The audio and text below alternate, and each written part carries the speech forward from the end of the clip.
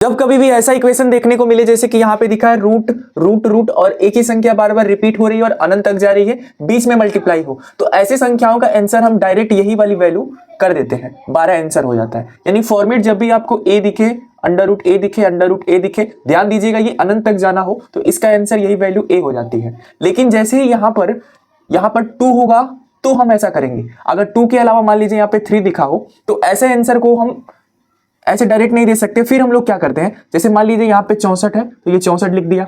अब यहाँ पे ऊपर 1 लिखिए, अब यहाँ पे 3 लिखा है तो नीचे क्या कीजिए, 1 कम करके 2, 3 से 1 कम करेंगे 2।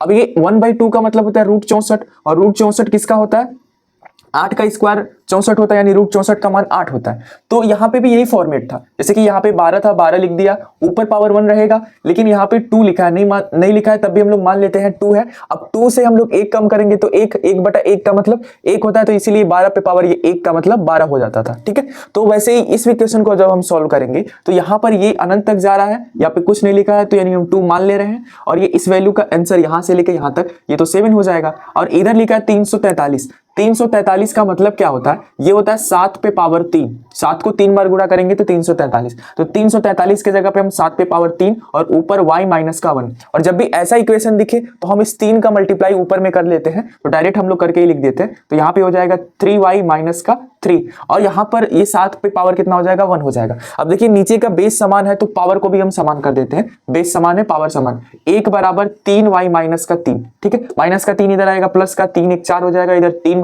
ठीक है, तो y का मान आ जाएगा 4/3, ये आंसर हो गया। लेकिन यहाँ पे जब भी इन तीनों क्वेश्चन में देखिए सब में मल्टीप्लाई है, अब मल्टीप्लाई के अलावा अगर डिवाइड आ जाए तो हम क्या करेंगे, ये 27 तो लिखेंगे और पावर हम 1 भी ऊपर लिखेंगे। अब यहाँ पे 2 होता है, अब हम भाग दे रहे हैं, गुणा में क्या कर रहे थे, पावर 1 कम कर रहे थे, अब एक पावर ज्यादा कर देंगे, पावर से 1 ज्यादा, 2 से 1 ज्यादा 3, यानी ये कितना हो गया, √3 27। ठीक है, अब ये 27 किसका √3 होता है, √q किसका होता है, ये 3 का होता है, तो इस इक्वेशन का आंसर क्या हो जाएगा, 3।